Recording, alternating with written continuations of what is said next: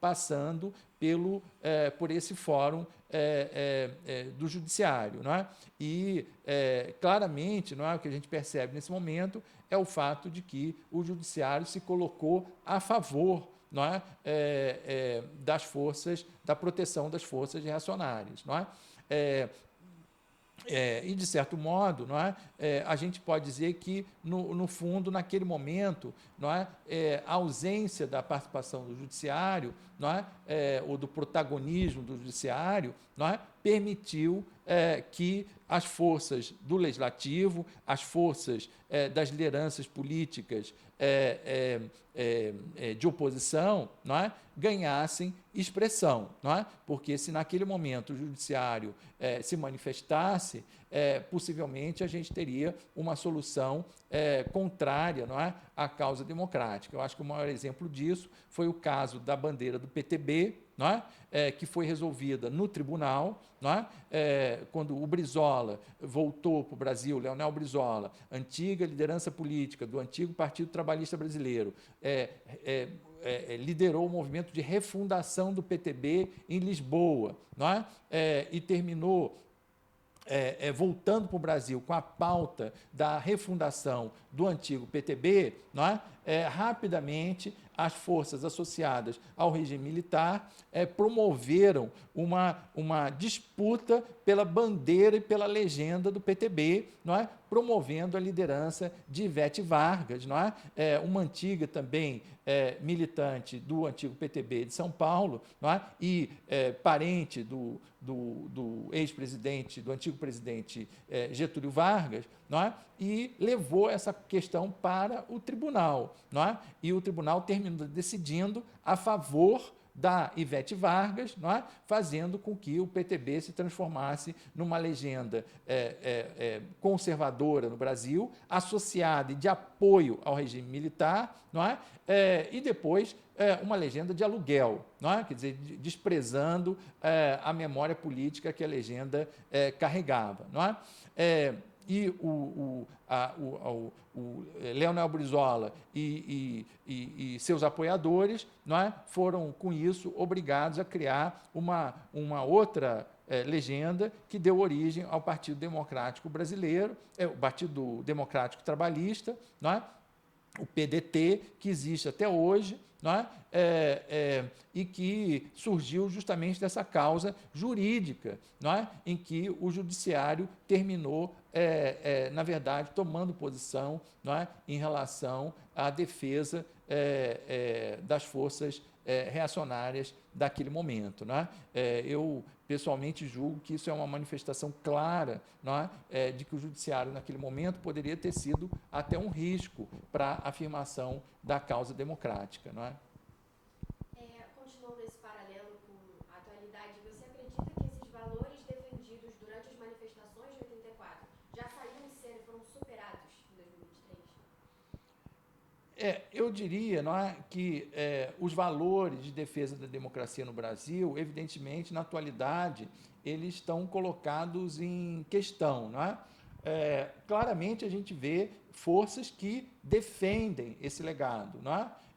E eu diria que elas são majoritárias, não é? Mas a gente hoje vê claramente, não é, forças que defendem não só um ponto de vista crítico em relação à democracia, não é? Defendem uma ordem autoritária, não é? Como ainda defendem o legado, a memória do regime militar, não é? Então é muito claro que o Brasil hoje vive um outro contexto. Agora, eu diria que a grande diferença, não é que a gente não vive mais um contexto de unidade suprapartidária, que foi a marca daquele momento, não é? E isso, talvez, a gente possa ser compreendido como uma expressão da pluralidade da democracia, não é? Da afirmação das instituições democráticas, não é? Que garantem a afirmação da pluralidade, não é? Mas por outro lado, pelo que a gente acompanhou nos últimos anos, não é, recentes, demonstram, né, que na hora em que as instituições democráticas são ameaçadas, falta unidade das forças de defesa da democracia, não é, contra as forças reacionárias, não é, mais que conservadoras, não é. Então, isso eu acho que é a diferença dos dois contextos, não é? Quer dizer, os valores talvez ainda permaneçam, não é? A defesa da democracia, não é? A ampliação dos direitos, especialmente, eu diria, do contexto da Constituinte, que eu acho que as diretas já, elas são muito importantes, não é? Para avalizar a Constituinte que se organizou depois, não é? A gente não pode esquecer que esse momento, né, da sequência da direta já é de afirmação do legislativo e, ao mesmo tempo, de um certo eclipsamento da força política do Poder Executivo. Não é? Não porque a ordem institucional tenha, de algum modo, constrangido o Executivo, porque a mudança institucional só, de fato, começa a ocorrer depois da aprovação da nova Constituição de 88. Mas a fragilidade política do governo Sarney, não é? Primeiro que não foi ele o eleito, não é? O eleito tinha sido Tancredo, não é? Além disso, o governo Sarney tinha essa base suprapartidária, que não era fácil de ser organizada e nem tinha uma ordem institucionalizada, claro, para isso. Provavelmente, se tivesse, ele nem teria tomado posse, porque, como vice, ele não chegou a ser vice, porque o titular não tomou posse. Não é? Então, ali tem também uma questão jurídica que mostra que o judiciário não foi chamado a participar, não é? Mas mostra que quem avalizou aquele processo foi o Poder Legislativo e foi ele que garantiu a base desse novo governo. Então, é um momento de afirmação do Poder Legislativo, de enfraquecimento político do Poder Executivo, mas não necessariamente de mudança da ordem institucional, não é? Mas essa combinação permitiu que as forças da sociedade civil organizada em defesa de muitas causas, não é, levassem a gente a uma Constituição que eu diria eu assim tenho a sensação que ela foi o horizonte mais positivo em favor da democracia que a gente podia imaginar naquele momento. Não é? Naquela altura, provavelmente mesmo as forças de apoio à democracia não sabiam, não tinham certeza da capacidade de mobilizar uma constituinte, não é? E muito menos de fazer com que aquela constituinte, não é, fosse uma expressão das demandas populares da sociedade. Ela não só apresentou uma nova ordem institucional para o país, mas ela também deu uma legitimidade a demandas populares que fazem da nossa democracia uma verdadeira, um verdadeiro contexto de inovação. Não é? Não existem muitas constituições no mundo ainda hoje que garantem os direitos culturais, por exemplo. Não é? Todo o debate que a gente tem sobre os povos originários hoje, os direitos dos povos originários, dos quilombolas, não é? Dessas expressões muito presentes na nossa atualidade, essa capacidade de afirmar o seu direito, de dar legitimidade à reivindicação, está baseada no texto da Constituição. Não é? Isso dá um sabor à nossa democracia, eu vou dizer assim, não é?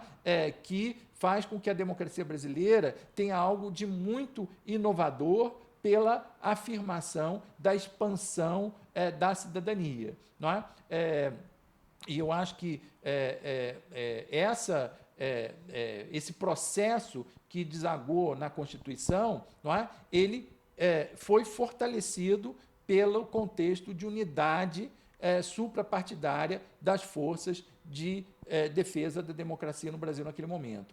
Hoje, eu acho que a diferença é essa. Os valores estão aí. Ainda eu diria que muitas daquelas causas que a gente defendia e que via sendo defendido na sociedade naquele tempo continuam postas. Não é?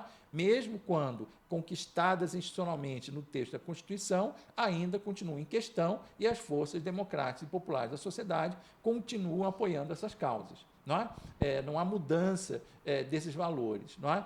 No entanto, não é? A falta da unidade suprapartidária faz com que a capacidade de reagir, não é, às forças reacionárias